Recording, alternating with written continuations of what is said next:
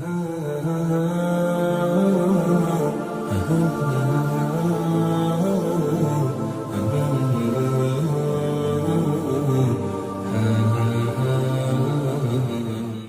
اللہ الرحمن الرحیم، الحمدللہ رب العالمین والعاقبۃ للمتقین والصلاۃ والسلام علی سید الانبیاء والمرسلین وعلی آلہ واصحابہ اجمعین، اما بعد فاعوذ باللہ من الشیطان الرجیم، بسم اللہ الرحمن الرحیم۔ قال اللہ تعالی فی القرآن المجید، یا ایہا الذین آمنوا اتقوا اللہ کونوا مع الصادقین، صدق اللہ العظیم۔ اللہم صلی علی سیدنا و مولانا محمد النبی الامی وعلی آلہ وسلم تسلیما۔ تمام تعریفیں اللہ رب العزت جل جلالہ کی، جو پوری کائنات کا خالق و مالک ہے، رحمان ہے، رحیم ہے، قدوس ہے، عزتیں عطا کرنے والا اور ہماری شارک سے زیادہ قریب ہے۔ کروڑوں درود و سلام نبی محترم صلی اللہ علیہ وآلہ وسلم کی بارگاہ اقدس میں، جو پوری کائنات کے لیے رحمت للعالمین ہے اور خاتم النبیین ہیں، ہماری جانوں پر ہم سے زیادہ حق رکھتے ہیں۔ القرآن کے ساتھ آپ کا میزبان عابد حسین مصطفی آپ کی خدمت میں حاضر ہے، اور آج ہم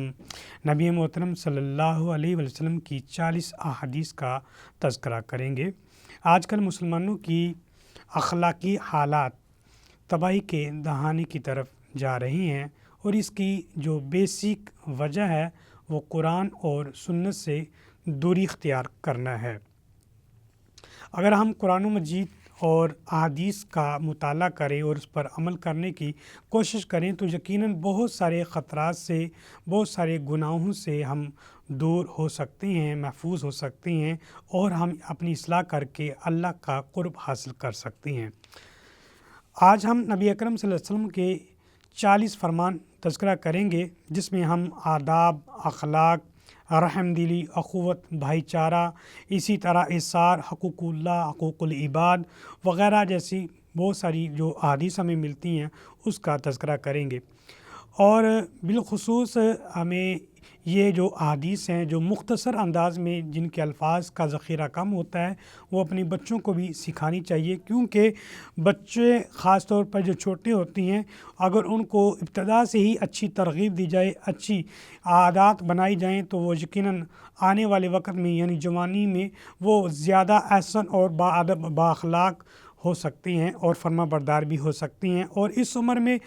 گفتگو آپ کا انداز، آپ کا کردار، کیونکہ بچے زیادہ پک کر رہے ہوتے ہیں تو اس میں زیادہ مؤثر بھی ہوتی ہے، تو اس لحاظ سے ہمیں یہ بھی مد نظر رکھتے ہوئے سوچنا ہے کہ ہم نے یہ چیزیں جو رسول اللہ کا ہمارے پاس فرمان آتے ہیں، یہ اپنے بچوں کو چھوٹی چھوٹی جو احادیث ہیں مختصر، ان کو یاد کروائی جائے۔ نبی محترم صلی اللہ علیہ وآلہ وسلم کا ہمیں فرمان ملتا ہے۔ آپ صلی اللہ علیہ وآلہ وسلم ارشاد فرماتی ہیں کہ من حافظ علی امتی 40 حدیثا، اگر کوئی شخص 40 احادیث، 40 فرمان میرے یاد کر لیتا ہے، اور فی امری دینا بعثہ اللہ فقیہا، اور وہ لوگوں تک پہنچانے کی بھی کوشش کرتا ہے، تو جب وہ دنیا سے رخصت ہوگا اور اللہ تعالیٰ قیامت کے روز اسے اٹھائے گا تو وہ فقیہ بنا کر اٹھائے گا، یعنی کہ وہ ایک عالم دین جس طرح ایک منصب ہوتا ہے اس طرح اس کا بھی منصب ہوگا۔ 40 احادیثیں جو یاد کرے گا، اس سے مراد 40 حدیثیں صرف یاد کرنا نہیں بلکہ ان پر عمل کرنا بھی ہے۔ وَكُنْتُ لَهُ يَوْمَ الْقِيَامَةِ شَافِعًا وَشَهِيدًا، اور قیامت کے دن میں بھی اس کا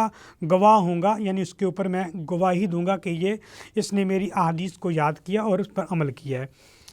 تو نبی اکرم صلی اللہ علیہ وآلہ وسلم کی اس حدیث سے بھی ہمیں ایک بات واضح سمجھ آتی ہے کہ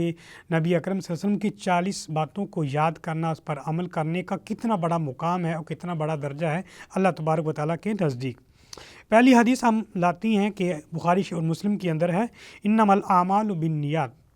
میرے آقا نے فرمایا کہ اعمال کا جو دار و مدار ہے وہ نیتوں پر ہے۔ جیسے انسان کا فعل ہوگا اور اس کے اندر جو اس کی نیت ہوگی اسی کا اس کو اجر ملے گا۔ اگر وہ گھر سے نکلتا ہے، اذان ہوتی ہے، اگر وہ نیت اس لحاظ سے کرتا ہے کہ میں اللہ کے گھر میں جا رہا ہوں، جانا تو ویسے بھی ہے، اگر نیت کر کے جاتا ہے تو اس کو چلنے کا بھی ثواب ہوگا، اسی طرح وضو کے ہر قطرے کا ثواب مل جائے گا، اسی طرح مسجد میں بیٹھنے کا بھی ثواب مل جائے گا۔ ادروائز جس طرح کی نیتیں ہوں گی ویسے ہی اس کو ثواب ملے گا۔ اگر کسی شخص نے گھر بنایا ہے اور اس میں روشن دان رکھا ہے، اگر اس نے نیت یہ کی ہے کہ اس میں ہوا آئے گی، کراسنگ ہوگی، تو یہ بھی ایک نیت ہے۔ اگر یہ اس کی سوچ ہو، نیت ہو کہ اس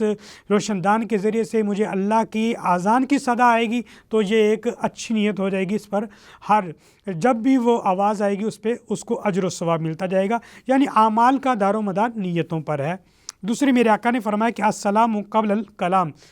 تو بات کرنے سے پہلے، کلام کرنے سے پہلے، گفتگو کرنے سے پہلے تم ایک دوسرے کو سلام کیا کرو۔ آج ہم جب کال کرتے ہیں خاص طور پر تو ہم اکثر طور پر دیکھا جاتا ہے کہ ہیلو اور ہائی کے لفظ استعمال کیے جاتے ہیں، یا چیٹنگ کرتے ہیں، کسی کو میسج بھیجتے ہیں تو اس میں بھی ایسے ہی ورڈز یوز ہوتے ہیں، جبکہ اسلام کا جو انداز ہے، خوبصورت انداز ہے، جو طریقہ ہے وہ یہ ہے کہ ایک دوسرے کو سلامتی کی دعا دینا، یعنی السلام علیکم ورحمۃ اللہ وبرکاتہ، تم پر میری طرف سے سلامتی ہو، یعنی میں تمہیں کسی قسم کا کوئی عذر،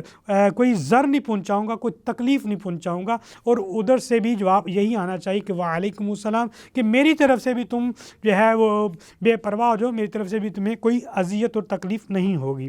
تیسری حدیث میرے آقا نے فرمایا الطہار شطر ایمان، جو طہارت ہے، پاکیزگی ہے، یہ ایمان کا حصہ ہے اور بلکہ ایمان کی شرط ہے۔ یعنی جس طرح ہر چیز کا کوئی نہ کوئی ضروری ہوتی ہے جو شرط ہوتی ہے، جیسے اگر کسی جگہ پہ آپ نے پڑھنا ہے، وہاں پہ ایڈمیشن لینا پڑے گا، تو یہ ایڈمیشن لینا یہ ایک شرط ہوتی ہے، اسی طرح جب ایمان میں آتی ہیں تو یہ بھی ایک شرط ہے۔ ایک اعتبار سے طہارت شرط ہے اور دوسرے اعتبار سے طہارت جو ہے وہ ایمان کا آدھا حصہ ہے۔ جو بندہ جس لحاظ سے پاک رہے گا، پاک رہنا ضروری ہے کہ ظاہری طور پر ہو اور باطنی طور پر ہو، نظری طور پر ہو، فکری طور پر ہو، سماعت کے اعتبار سے ہو، کلام کے اعتبار سے ہو، یعنی آل اوور بندہ اپنے آپ کو مطہر کرے گا تو وہ اپنے آپ کو اس کا آدھا ایمان ہو جائے گا، یعنی کہ آدھا ایمان انسان کی اپنی پاکیزگی ہے۔ اسی طرح میرے آقا دو عالم صلی اللہ علیہ وسلم نے فرمایا کہ الدعاء مخ لعبادتی، دعا عبادت کا مغز ہے۔ جس طرح ایک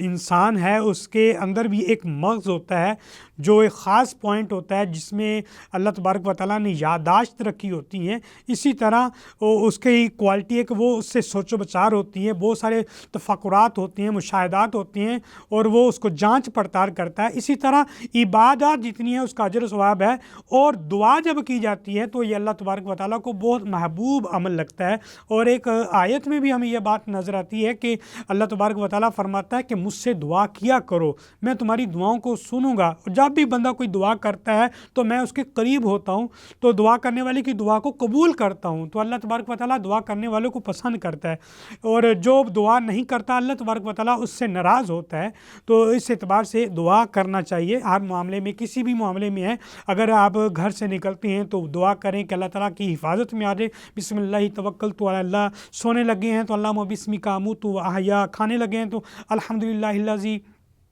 کھانے کے بعد ہے، اسی طرح کھانے سے پہلے بسم اللہ علی برکت اللہ وغیرہ وغیرہ، یعنی کہ ہر معاملے میں دعا کر لیا کریں تاکہ اللہ تبارک و تعالیٰ کی مزید رحمتیں تمہارے اوپر آ جائیں۔ اسی طرح میرے آقا نے فرمایا کہ المسلم سالم المسلم من لسانی و یدی، بہترین مسلمان وہ ہے، سب سے احسن مسلمان وہ ہے جس کی زبان اور اس کی زبان سے اور اس کے ہاتھ سے کسی کو اذیت نہ ہو۔ بعض اوقات ہماری الفاظ اتنے کرخت ہوتے ہیں اور اتنے سخت ہوتے ہیں کہ دوسرے بندے کے دل ٹوٹ جاتا ہے، دوسرا بندہ آپ سے متنفر ہو جاتا ہے۔ یہ الفاظ جو زبان سے ادا ہوتے ہیں یہ بڑے اثر انداز ہوتی ہیں۔ وہ کہتے ہیں کہ ہاتھ کا لگا ہوا انسان یا تلوار کا لگا ہوا انسان بھول جاتا ہے، لیکن زبان کا لگا ہوا انسان کبھی بھی نہیں بھولتا۔ اس لیے میرے آقا نے بھی فرمایا کہ بہترین مسلمان وہ ہے جس کی زبان سے اس کے کلمات ایسے خوبصورت ہوں کہ دوسرے کے دل میں گھر کر جائیں، نہ کہ آپ کے الفاظ سے۔ یہ الفاظ ہی ہوتی ہیں ایک دوسرے کو محبتوں کی طرف لے آتے ہیں، اور الفاظ ہی ہیں جو نفرت کی طرف لے آتے ہیں۔ الفاظ کے ذریعے سے بندہ دعائیں بھی دیتا ہے، اور الفاظ کے ذریعے سے بندہ بددعائیں بھی دے دیتا ہے، اور الفاظ کے ذریعے سے انسان گالی گلوچ بھی کر لیتا ہے، اور یہ زبان کے ذریعے سے انسان اللہ تعالیٰ کا کلام بھی پڑھ لیتا ہے۔ تو اس لحاظ سے، اور ہاتھ سے بھی کسی کو اذیت نہ دے، کسی کو تکلیف نہ دے، یعنی کسی کے گھر چوری نہ کرے، کسی کو تھپڑ نہ مارے، اور کسی کے گریبان نہ پکڑے، کسی کی عزت نہ اچھالے، وغیرہ وغیرہ۔ یعنی ہاتھ سے جتنے بھی کام ہیں اس سے بھی دوسرے مسلمان کو محفوظ کرنا اور محفوظ رکھنا چاہیے، اور خود کو بھی محفوظ رکھنا چاہیے۔ اسی طرح میرے آقا نے فرمایا خیرکم من تعلم القرآن وعلمہ، تم میں سے بہترین شخص وہ ہے جو قرآن کو سیکھے اور سکھائے۔ یہاں پہ اللہ تعالیٰ کے پیارے نبی نے فرمایا قرآن کو سیکھنا چاہیے۔ قرآن کو سیکھنا، اس کی تلاوت کے لحاظ سے سیکھنا چاہیے، اس کے مخارج کے لحاظ سے سیکھنا چاہیے، اور اس کے معنی اور مفہوم کے لحاظ سے سیکھنا چاہیے۔ اللہ تعالیٰ مجھ سے کیا بات کر رہا ہے قرآن کے اندر، اس کو سیکھنا چاہیے۔ یعنی قرآن کو سیکھنا چاہیے۔ ایک ہوتا ہے پڑھنا، الفاظ کو اچھے انداز سے بیان کر دینا، یہ بھی اچھی بات ہے، لیکن قرآن سیکھنے کے لیے آیا۔ میرے آقا نے فرمایا بہترین وہ ہے جو قرآن کو سیکھتا ہے اور آگے سکھاتا ہے۔ میرے آقا نے فرمایا کہ الحیاء شعبۃ من الایمان، حیا جو ہوتی ہے وہ ایمان کا حصہ ہے، ایمان کا ایک شعبہ ہے۔ تو اس اعتبار سے جو بندہ با حیا ہوتا، با کردار ہوتا ہے، حیا بہت بڑی اللہ تعالیٰ کی طرف سے دی ہوئی دولت ہے۔ اگر بندہ حیا کرتا ہے تو اللہ تعالیٰ کو بہت مقبول نظر آتا ہے، اور حیا کے ذریعے سے بہت ساری چیزیں درست ہو جاتی ہیں۔ حضرت امام محمد رحمۃ اللہ علیہ ایک بازار سے گزر رہی ہیں، تو ایک یہودی آپ کے پاس آتا ہے اور عرض کرتا ہے کہ میں کلمہ پڑھنا چاہتا ہوں، مسلمان ہونا چاہتا ہوں۔ آپ نے فرمایا کہ کیوں مسلمان ہونا چاہتے ہو، ریزن کیا ہے، کس وجہ سے، کون سی چیز ہے جس کی وجہ سے تم اسلام میں داخل ہونا چاہتے ہو؟ تو کہنے لگے آپ بازار میں جب بھی گزرتے ہیں تو آپ کو میں دیکھا آپ با حیا انداز میں گزرتے ہیں، یعنی آنکھوں کے نیچے گزرتے ہوئے چلتے ہیں، تو یہ مجھے بڑا پسند ہے۔ میں نے کہا جب یہ امام محمد ہے، یہ محمد اتنا با حیا، تو بڑا محمد صلی اللہ علیہ وسلم کتنا با حیا ہوگا۔ تو آپ کے حیا کی وجہ سے میں کلمہ پڑھنا چاہتا ہوں کہ جو اسلام اتنا حیا والا درس دیتا وہ کتنا حسین ہوگا۔ اسی طرح میرے آقا دو عالم صلی اللہ علیہ وسلم نے ارشاد فرمایا کہ من یرید اللہ بہ خیرا یفقہہ فی الدین، اللہ تبارک و تعالیٰ جس سے بھلائی کا، نیکی کا ارادہ کرتا ہے اسے دین کی سمجھ دیتا ہے۔ تو یاد رکھیے اللہ تبارک و تعالیٰ کی جو رحمت ہے، اللہ تعالیٰ کا جو فضل ہے وہ طلب کیا جاتا ہے۔ اگر آپ کے دل میں ذوق ہی نہیں ہے، شوق ہی نہیں ہے، اور اللہ تبارک و تعالیٰ کے قریب جانے کا یا دین کو سیکھنے کا ذوق ہی نہیں ہے، تو پھر بھی تمہیں دین کی سمجھ نہیں آ سکتی۔ اللہ تبارک و تعالیٰ پھر تمہارے لیے ارادہ فرمائے گا جب تم بھی اللہ تبارک و تعالیٰ کے قریب جانے کی کوشش کرو گے۔ جیسے احادیث میں ملتی ہے کہ جو بندہ اللہ کی بارگاہ میں ایک بالشت جاتا ہے، اللہ تعالیٰ 2 بالشت اس کے قریب ہوتا ہے، جو 2 بالشت ہوتا ہے اللہ تعالیٰ 1 ہاتھ قریب ہو جاتا ہے۔ تو یعنی کہ خود بندے کو چل کے جانا پڑتا ہے، اور جب وہ ارادہ کرتا ہے کہ میں اللہ تعالیٰ کی دین کو حاصل کرنا چاہتا ہوں، تو اللہ تعالیٰ بھی اس کے لیے ارادہ خیر فرماتا ہے اور اسے دین کی سمجھ دے دیتا ہے۔ زُورُوا القبور فإنها تذکرکم الآخرہ، میرے آقا نے فرمایا قبروں کی زیارت کیا کرو، قبرستان جایا کرو، وہاں پہ دیکھا کرو، اس سے تمہیں آخرت کی یاد آئے گی۔ یہ بھی بڑا اہم پیغام ہے ہمارے لیے کہ وہ لوگ بھی وہاں پہ موجود ہیں جو بڑے مال و متاع والے تھے، وہ بھی لوگ وہاں پہ موجود ہیں جو بڑے مغرور تھے، وہ بھی لوگ وہاں پہ ہیں جو اللہ تعالیٰ کے ولی اور اللہ تعالیٰ کے برگزیدہ ہیں۔ یعنی وہاں پہ جاؤ گے آپ کو نظر آئے گا کہ یہ دنیا میں بسنے والے لوگ تھے، اس میں بڑے بڑے طاقتور بھی ہیں، بڑے بڑے عہدے والے بھی ہیں، بڑے بڑے حکمران بھی ہیں، لیکن آج مٹی کے نیچے ہیں۔ تو کل مجھے بھی جانا ہے۔ تو جب بندہ یہ سوچے گا تو اپنے لیے آخرت کے لیے اچھے عمل کرنے کی کوشش کرے گا، اس لیے قبرستان یعنی قبروں کی زیارت کرنا چاہیے۔ طالب العلم فریضۃ علی کل مسلم، میرے آقا نے فرمایا کہ علم کو حاصل کرنا ہر مسلمان مرد اور عورت کے لیے لازمی ہے، ضروری ہے، فرض ہے۔ یہاں تک کہ ایک حدیث ملتی ہے کہ علم کو حاصل کرو چاہے تمہیں چین جانا پڑے، اس سے مراد یہ ہے کہ اگر دور دراز سفر کرنا پڑے تو پھر بھی علم کو حاصل کرنا چاہیے، اور یہ ہر مسلمان پہ فرض ہے۔ اس سے انسان کو شعور آتا ہے، اور جب بندہ علم حاصل کرتا ہے تو اللہ تبارک و تعالیٰ کی خشیت انسان کے دل میں پیدا ہو جاتی ہے، اور علم جو ہے اللہ تعالیٰ کی طرف سے بہت بڑی رحمت ہے اور بہت بڑی دولت ہے۔ اسی طرح میرے آقا نے فرمایا الصلاۃ عماد الدین، نماز دین کا ستون ہے۔ جس طرح ایک چھت کو کھڑے ہونے کے لیے ایک ستون کی ضرورت ہوتی ہے، آسرے کی ضرورت ہوتی ہے، اسی طرح دین کو مضبوط رکھنے کے لیے نماز کا قائم کرنا ضروری ہے۔ اور اس کے علاوہ بھی نماز کے حوالے سے نبی اکرم صلی اللہ علیہ وسلم نے فرمایا ہے کہ نماز کو قائم کرو کیونکہ یہ میری آنکھوں کی ٹھنڈک ہے، مجھے بڑی محبوب ہے۔ اسی طرح میرے آقا نے فرمایا کہ میں یحرم رفقہ یحرم الخیر، کہ جو رحم نہیں کرتا وہ بھلائی نہیں کرتا ہے، یعنی اس کے لیے کوئی بھلائی نہیں ہے، کوئی نیکی نہیں ہے۔ اس لیے جو رحم کرنے والا ہے، کسی کے ساتھ بھلائی کرنے والا ہے، اچھا سوچنے والا ہے، کسی کے بارے میں بدگمانیاں نہیں کرتا، سوء ظن نہیں کرتا ہے، اور کسی کے بارے میں احساس کرتا ہے تو اس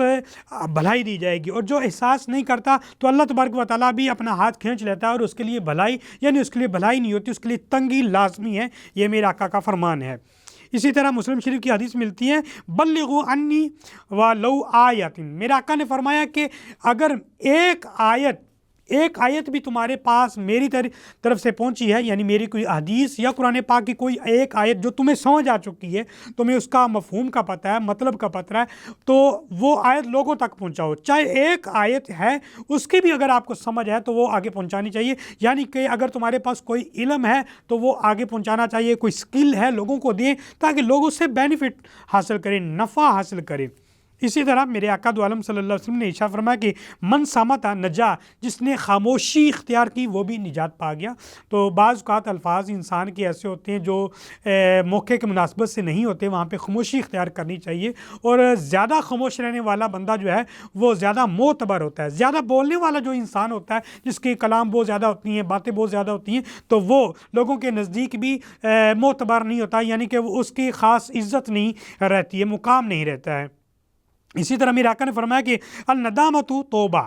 جو ندامت ہے، انسان جب کوئی گناہ ہو جاتا ہے یا کسی سے زیادتی ہو جاتی ہے تو وہ اگر نادم ہو جائے تو یہ بھی ایک توبہ کی شکل ہے۔ اسی طرح میرے آقا نے فرمایا کہ من لا یرحم لا یرحم، جو رحم نہیں کرتا اس پہ بھی رحم نہیں کیا جائے گا۔ اگر تم کسی کے اوپر رحم نہیں کرے ہوئے، تمہارے پاس صلاحیت ہے، طاقت ہے، قوت ہے اور اختیارات ہیں، اور تم کسی کے ساتھ بھلائی کر سکتے ہو، اس کے باوجود بھی تم رحم نہیں کرتے ہو، تو یاد رکھیے تمہارے ساتھ بھی رحم نہیں کرے گا۔ ایک وقت ایسا آئے گا کہ وہ تمہارے اوپر بھی ایسا وقت مشکل آئے گا جب تم رحم کرنے کی اپیل کرو گے، تمہارے ساتھ بھی رحم نہیں کیا جائے گا، یعنی رحم کرنے والے کے اوپر رحم کیا جاتا ہے، اور جو رحم نہیں کرے گا تو اس کے اوپر بھی رحم نہیں کیا جائے گا۔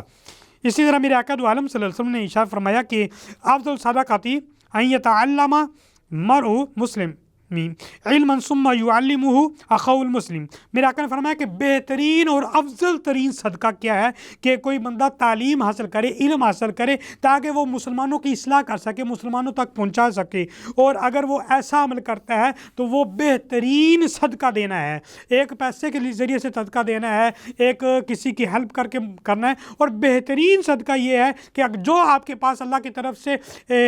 علم حاصل ہوا ہے، چاہے وہ فقہی ہے، چاہے وہ سائنسی ہے، چاہے وہ ٹیکنالوجی کا ہے، ادروائز کوئی بھی علم ہے اور آپ کے پاس اسکل ہے، اگر وہ آپ کسی کو دیتے ہو تو وہ ایک بہترین صدقہ ہے۔ اسی طرح میرے آقا نے فرمایا کہ لیسا شدید السرعۃ انما شدید الذی یملک نفسہ عند الغضب، آقا دو عالم صلی اللہ علیہ وسلم نے فرمایا کہ پہلوان وہ شخص نہیں ہوتا کہ جو کسی دوسرے کو بچھاڑ دے، بلکہ پہلوان وہ شخص ہوتا ہے کہ جو غصے کا وقت اپنے نفس پر کنٹرول کر لے۔ تو یہ بھی ہے کہ اپنے نفس پہ کنٹرول کرنا یہ انتہائی مشکل ہوتا ہے۔ اگر کوئی بندہ سخت بات کہتا ہے اور بندہ اپنے آپ کو کنٹرول کر لے اور اپنے نفس پر کنٹرول کر کے غصے کو دبا لے، تو یہ فرمایا کہ وہ بہت بڑا پہلوان ہے، بہت بڑا پہلوان ہے۔ اسی طرح میرے آقا نے فرمایا کہ احب الاعمال الی اللہ ادوامها وان قل، کہ اللہ کو جو سب سے زیادہ محبوب ترین عمل لگتا ہے وہ عمل ہے کہ جو دائمی ہو، یہ نہیں کہ ایک دن نماز پڑھی تو 2 دن نماز نہیں پڑھی، یعنی اگرچہ آپ تھوڑی رکعتیں پڑھ لیں لیکن دائمی ہو، روز کی روٹین میں آپ کام کرنے والے ہوں۔ تو اسی طرح میرے آقا دو عالم صلی اللہ علیہ وسلم نے فرمایا کہ انا من احبکم الیہ احسنکم اخلاقا، تو میں سے بہترین جو بندہ مجھے محبوب ہے وہ ہے جو اخلاقی لحاظ سے بہترین ہے، وہ اس اعتبار سے۔ ان احادیث سے ہمیں یہ بات واضح طور پر یہ سمجھ آتی ہے کہ یہ جو اخلاقی لحاظ سے، ادب کے لحاظ سے، معاشی لحاظ سے اور عباداتی لحاظ سے اللہ تعالیٰ کے پیارے حبیب کے فرمان ہیں، اگر ان پہ عمل کیا جائے تو یقیناً ہماری زندگی بہت خوبصورت اور حسین بن سکتی ہے۔ اللہ کی بارگاہ میں دعا کرتے ہیں اللہ تعالیٰ عمل کی توفیق عطا فرمائے۔ وآخر دعوانا ان الحمد للہ رب العالمین۔